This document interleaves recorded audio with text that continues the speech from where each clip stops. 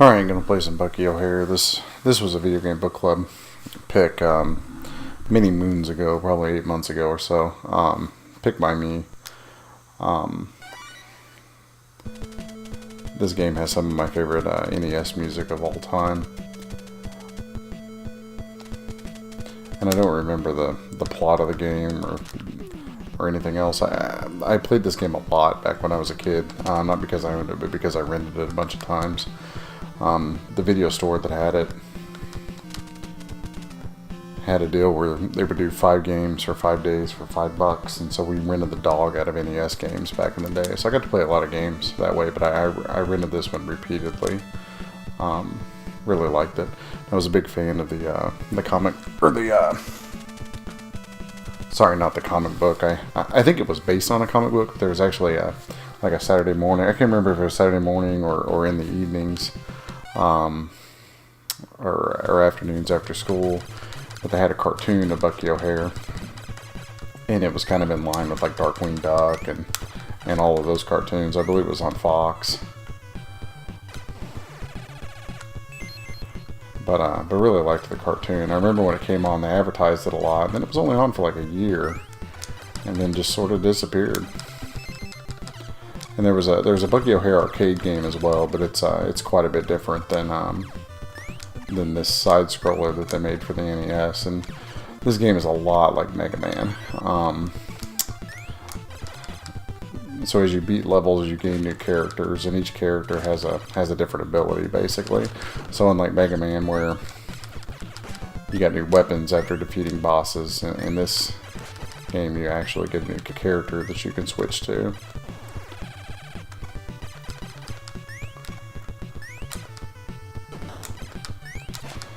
And you'll notice the jumps in this are very quick jumps, kind of like Mega Man or DuckTales, more than, say, Mario.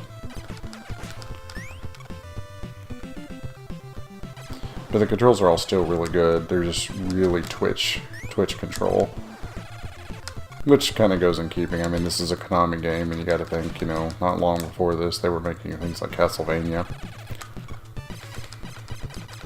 which is an awesome game, but will also make you hate yourself. And this game will at times as well. It's not as hard as Castlevania by any stretch, but it does have its hard parts, which you'll see. Not sure why these inchworms are after me, but they are. The one thing that really this game has going for it, like a lot of games like this, it has infinite continues.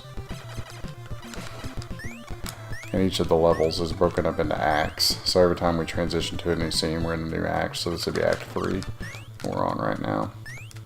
So this is where this level starts to get hard. You gotta jump on these because they fall. So you got a motor.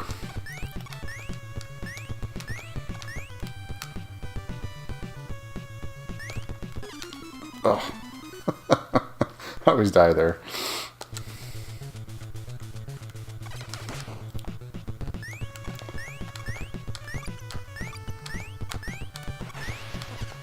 You just gotta go. Oh, could have swore I went through that platform.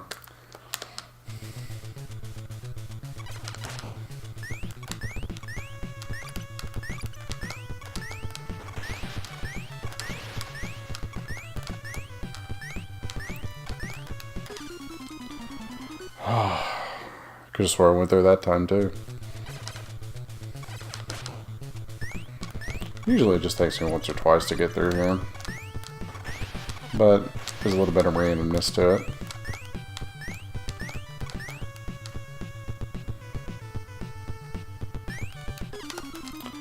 Jeez.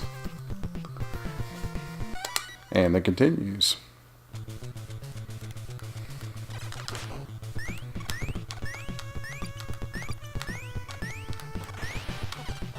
Biggest difference between being a kid and being older is now I don't mind dying as much.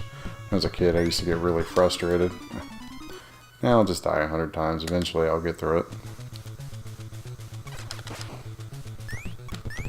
It's like I was playing Mega Man X, and which I've recorded, which you can see on the channel as well, and really well. Beat the first 4 bosses without dying, no big whoop.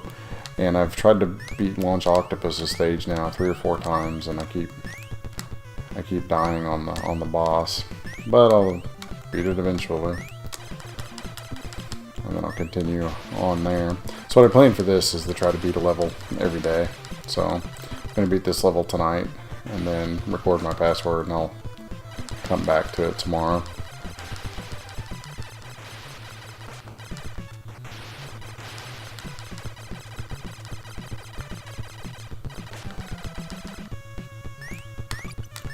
I'm not quite done jumping off all these little limbs yet.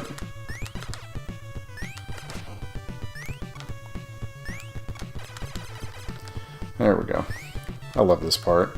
Thought this was really cool for something on the NES, all this vertical scrolling here. In here, basically all you're trying to do is you dodge these little rocks that are falling along with you.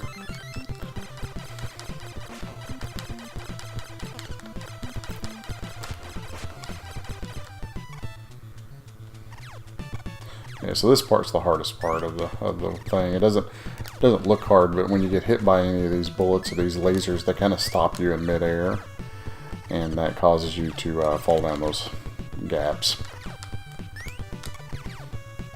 So you basically just want to look for gaps between the ships, and you really can't get through here very easily without getting hit some.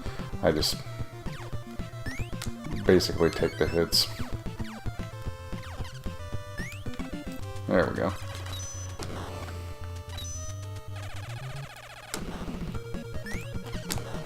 And the timing of this guy is pretty hard to get down.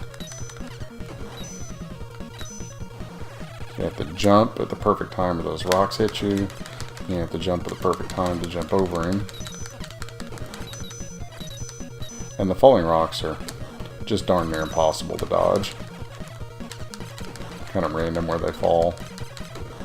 But they don't take down as much health as when he hits you.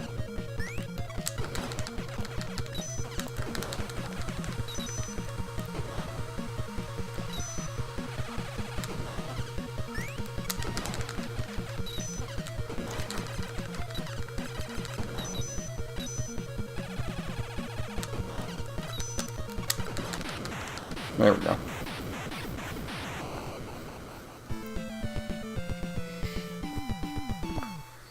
Alright, rock on.